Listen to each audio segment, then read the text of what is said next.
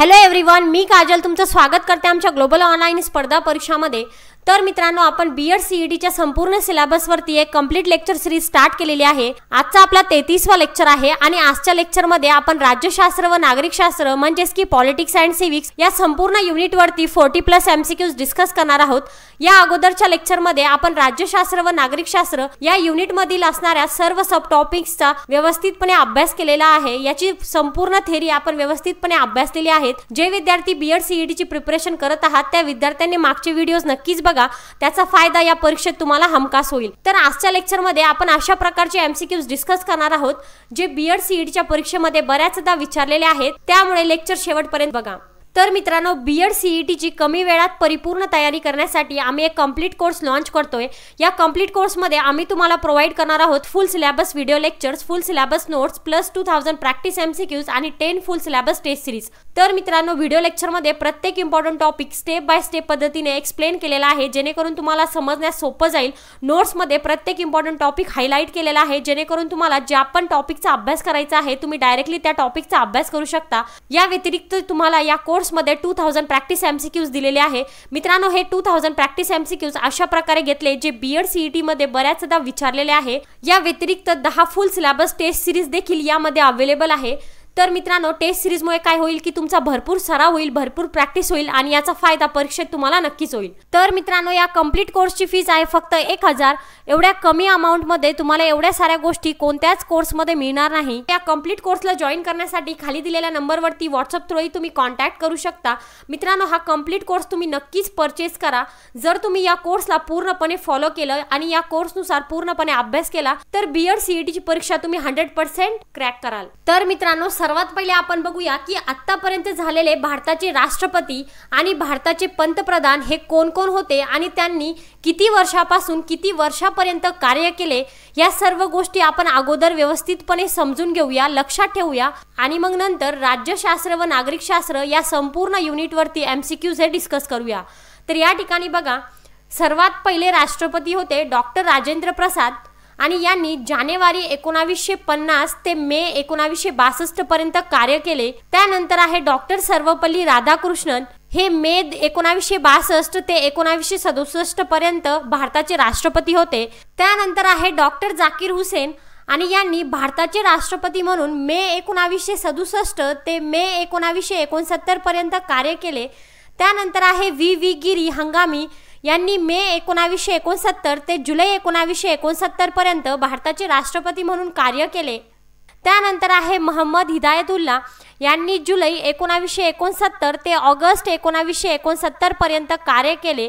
त्यानंतर आहे व्ही गिरी, यांनी भारताचे राष्ट्रपती म्हणून ऑगस्ट 1969 ते ऑगस्ट 1974 पर्यंत कार्य केले। त्यानंतर आहे फखरुद्दीन अली अहमद, यांनी ऑगस्ट 1974 ते फेब्रुवारी 1977 पर्यंत भारताचे राष्ट्रपती म्हणून कार्य केले। त्यानंतर आहे बीडी जत्ती हंगामी, हे फेब्रुवारी 1977 ते जुलै 1977 पर्यंत यांनी भारताचे राष्ट्रपती म्हणून कार्य केले। त्यानंतर आहे नीलम संजीव रेड्डी, यांनी जुलै 1977 ते जुलै 1982 पर्यंत भारताचे राष्ट्रपती म्हणून कार्य केले। त्यानंतर आहे ग्यानी झैल सिंग, यांनी जुलै 1982 ते जुलै 1987 पर्यंत भारताचे राष्ट्रपती म्हणून कार्य केले। त्यानंतर आहे स्वामी वेंकटरमण, यांनी जुलै 1987 ते जुलै 1992 पर्यंत भारताचे राष्ट्रपती म्हणून कार्य केले। त्यानंतर आहे डॉक्टर शंकर दयाळ शर्मा, यांनी जुलै 1992 ते जुलै 1997 पर्यंत भारताचे राष्ट्रपती म्हणून कार्य केले। त्यानंतर आहे KR नारायणन, यांनी जुलै 1997 ते जुलै 2002 पर्यंत भारताचे राष्ट्रपती म्हणून कार्य केले।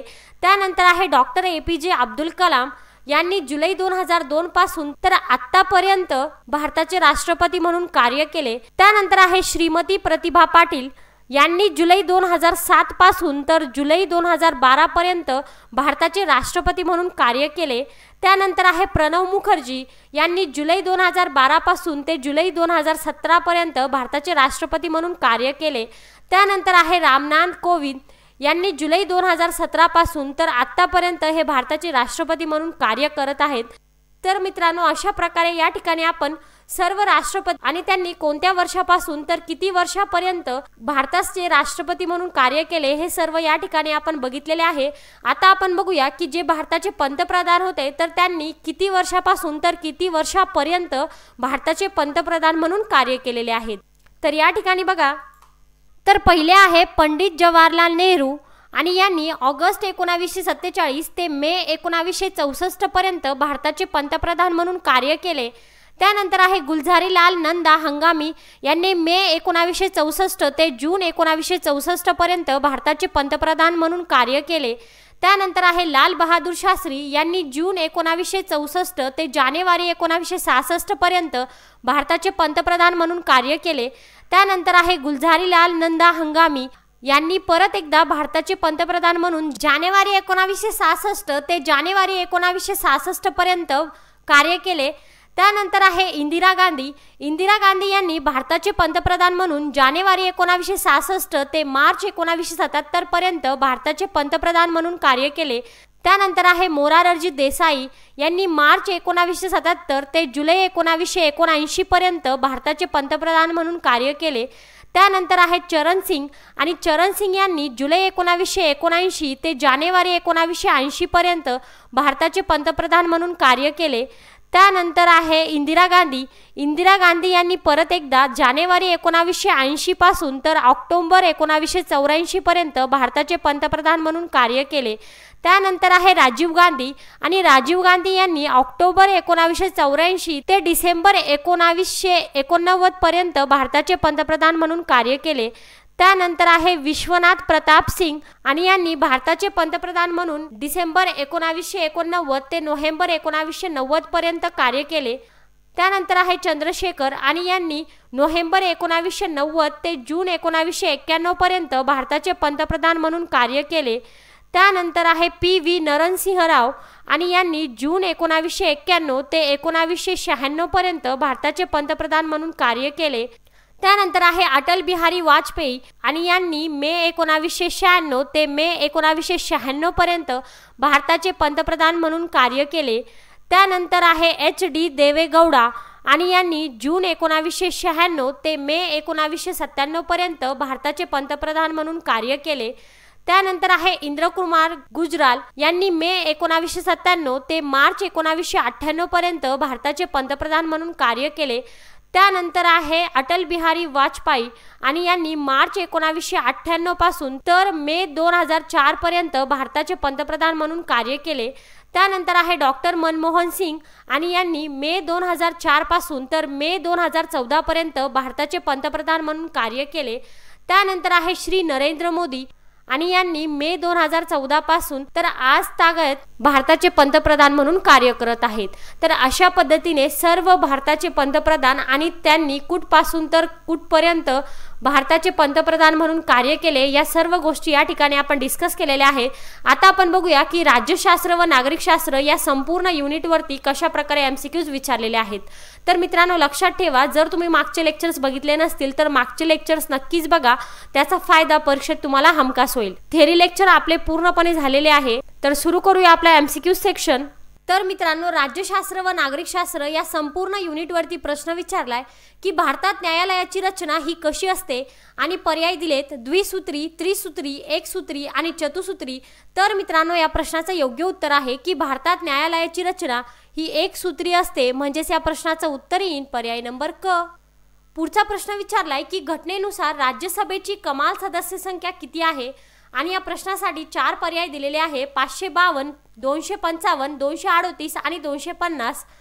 तर मित्रांनो या प्रश्नाचं योग्य उत्तर आहे की घटनेनुसार राज्यसभेची कमाल सदस्य संख्या ही 250 आहे, म्हणजेच या प्रश्नाचं उत्तर येईल पर्याय नंबर ड। पुढचा प्रश्न विचारलाय की राष्ट्रपती राज्यसभेत किती सदस्यांची नियुक्ती करतो आणि पर्याय दिलेत 11, 12, 10 आणि 2। तर मित्रांनो या प्रश्नाचं योग्य उत्तर आहे की राष्ट्रपती राज्यसभेत 12 सदस्यांची नियुक्ती करतो, म्हणजेच या प्रश्नाचं उत्तर येईल पर्याय नंबर ब।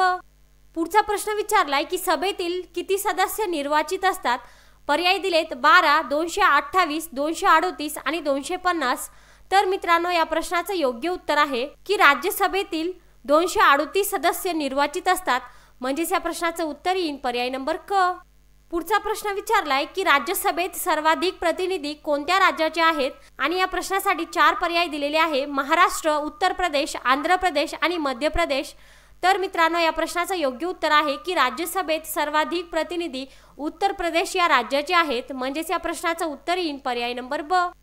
पुढचा प्रश्न विचारलाय की राज्यसभेत यांचे सर्वात कमी प्रतिनिधी आहेत, म्हणजेच की कोणाचे सर्वात कमी प्रतिनिधी आहेत। तर पर्याय दिलेत मणिपूर, त्रिपुरा, पौडेंचरी आणि वरील सर्व।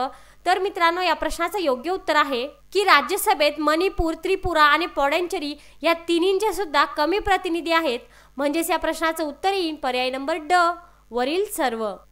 पुढचा प्रश्न विचारलाय की राज्यसभेच्या सदस्यांची किमान वयोमर्यादा किती आहे आणि या प्रश्नासाठी 4 पर्याय दिलेले आहे, 30 वर्षे, 18 वर्षे, 25 वर्षे आणि 35 वर्षे।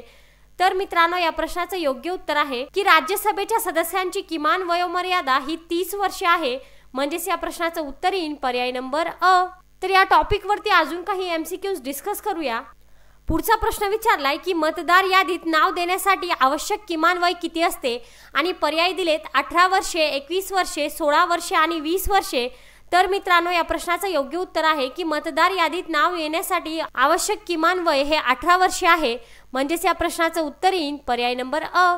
पुढचा प्रश्न विचारलाय की ही व्यक्ती राज्यसभेचे सदस्यत्व प्राप्त करू शकत नाही, म्हणजेच ही व्यक्ती म्हणजे काय की कोणती व्यक्ती ही राज्यसभेचे सदस्यत्व प्राप्त करू शकत नाही आणि पर्याय दिलेत सरकारी नोकर, दिवाळखोर, गुन्हेगार आणि वरील सर्व। तर मित्रांनो या प्रश्नाचं योग्य उत्तर आहे की सरकारी नोकर, दिवाळखोर आणि गुन्हेगार हे तिन्ही सुद्धा व्यक्ती राज्यसभेचे सदस्यत्व प्राप्त करू शकत नाही, म्हणजेच या प्रश्नाचं उत्तर येईल पर्याय नंबर ड, वरील सर्व। पुढचा प्रश्न विचारलाय की क्ष ही व्यक्ती राज्यसभा व लोकसभा या दोन्ही ठिकाणी निवडून आली आहे तर काय होईल। तर या प्रश्नासाठी 4 पर्याय दिलेले आहे, दोन्ही सभागृहाचे सदस्यत्व स्वीकारू शकते, फक्त राज्यसभेचे सदस्यत्व स्वीकारू शकते, फक्त लोकसभेचे सदस्यत्व स्वीकारू शकते आणि कोणत्याही एका सभागृहाचे सदस्यत्व स्वीकारू शकते। तर मित्रांनो या प्रश्नाचं योग्य उत्तर आहे की क्ष ही व्यक्ती राज्यसभा व लोकसभा या दोन्ही ठिकाणी निवडून आली आहे तर कोणत्याही एका सभागृहाचे सदस्यत्व स्वीकारू शकते, म्हणजेच या प्रश्नाचं उत्तर येईल पर्याय नंबर ड।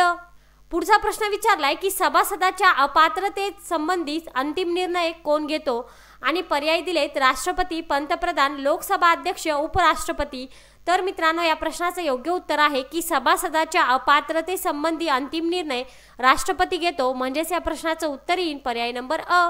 पुढचा प्रश्न विचारलाय की राज्यसभा हे संसदेचे कसे सभागृह आहे आणि पर्याय दिलेत अस्थायी, स्थायी, कनिष्ठ आणि प्रथम। तर मित्रांनो या प्रश्नाचं योग्य उत्तर आहे की राज्यसभा हे संसदेचे स्थायी सभागृह आहे, म्हणजेच या प्रश्नाचं उत्तर येईल पर्याय नंबर ब। पुढचा प्रश्न विचारलाय की राज्यसभेच्या प्रत्येक सदस्यांचा कार्यकाल हा किती असतो आणि पर्याय दिलेत 5 वर्षे, 2 वर्षे, 6 वर्षे आणि 4 वर्षे। तर मित्रांनो या 4ही पर्यायापैकी या प्रश्नाचं योग्य उत्तर आहे की राज्यसभेच्या प्रत्येक सदस्यांचा कार्यकाल हा 6 वर्षे असतो, म्हणजेच या प्रश्नाचं उत्तर येईल पर्याय नंबर क।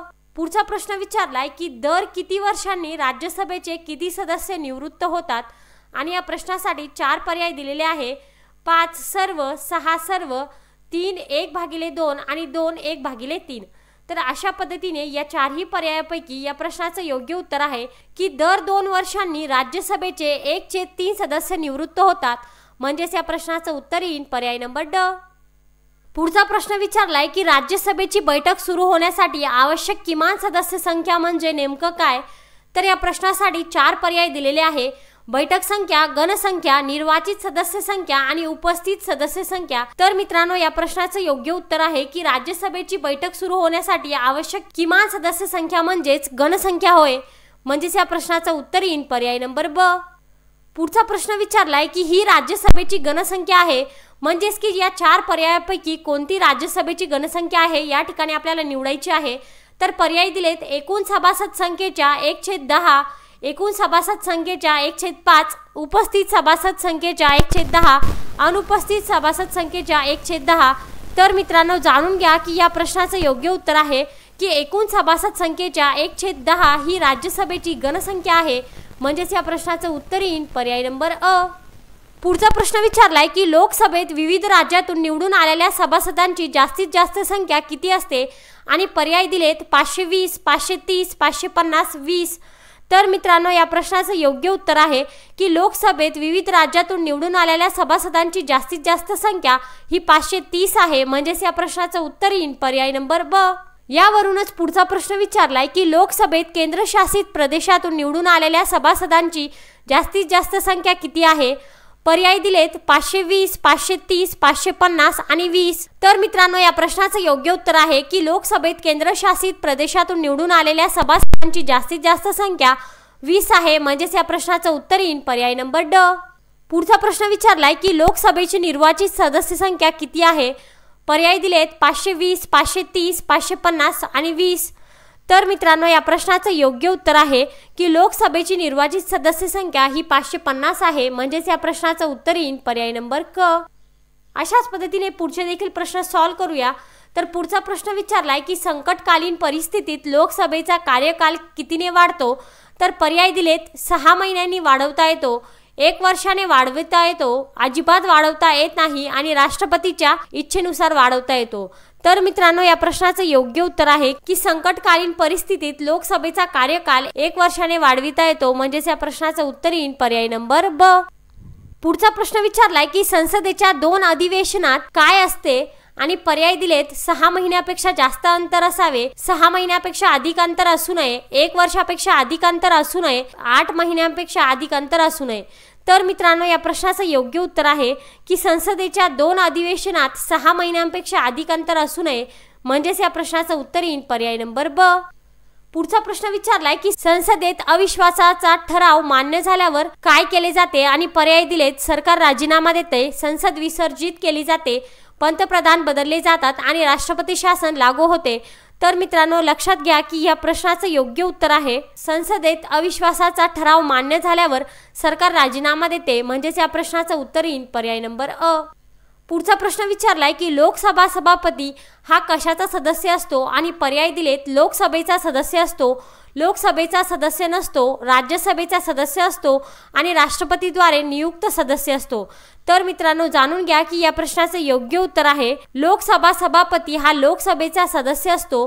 म्हणजेच या प्रश्नाचं उत्तर येईल पर्याय नंबर अ.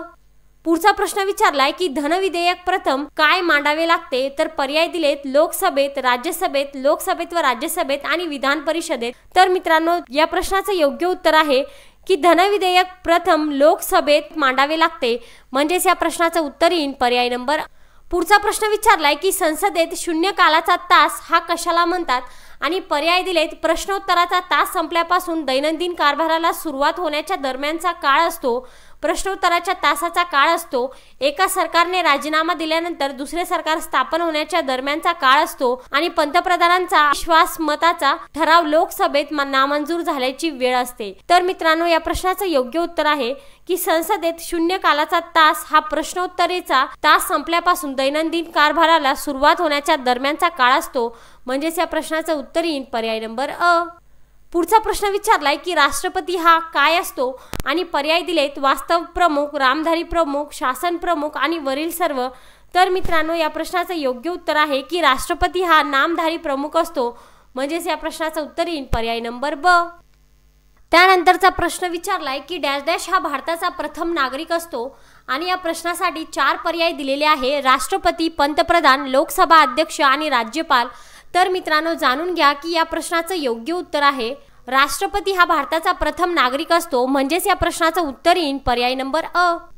पुढचा प्रश्न विचारलाय की डॅश डॅश हा राज्याचा प्रथम नागरिक असतो आणि या प्रश्नासाठी 4 पर्याय दिलेले आहे राष्ट्रपती, मुख्यमंत्री, उच्च न्यायाधीश आणि राज्यपाल.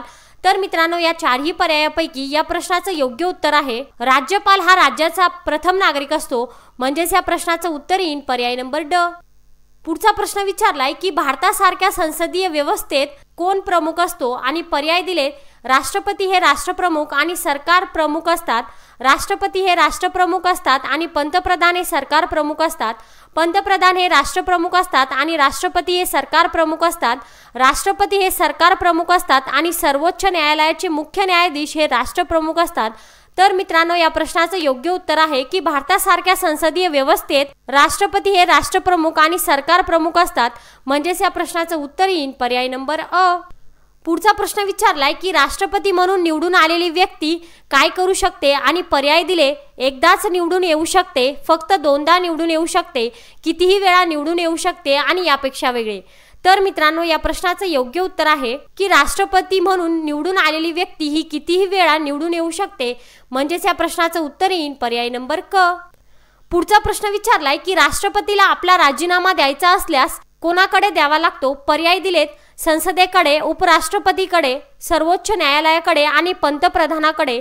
तर मित्रांनो या प्रश्नाचं योग्य उत्तर आहे की राष्ट्रपतीला आपला राजीनामा द्यायचा असल्यास उपराष्ट्रपतीकडे द्यावा लागतो, म्हणजेच या प्रश्नाचं उत्तर येईल पर्याय नंबर ब।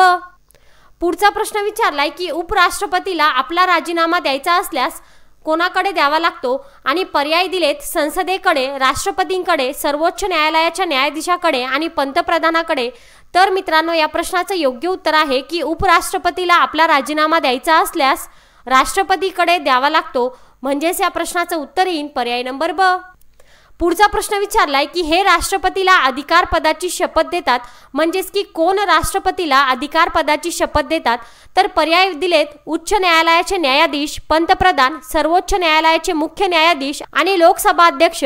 तर मित्रांनो या प्रश्नाचे योग्य उत्तर आहे की सर्वोच्च न्यायालयाचे मुख्य न्यायाधीश हे राष्ट्रपतीला अधिकार पदाची शपथ देतात, म्हणजेच या प्रश्नाचं उत्तर येईल पर्याय नंबर क।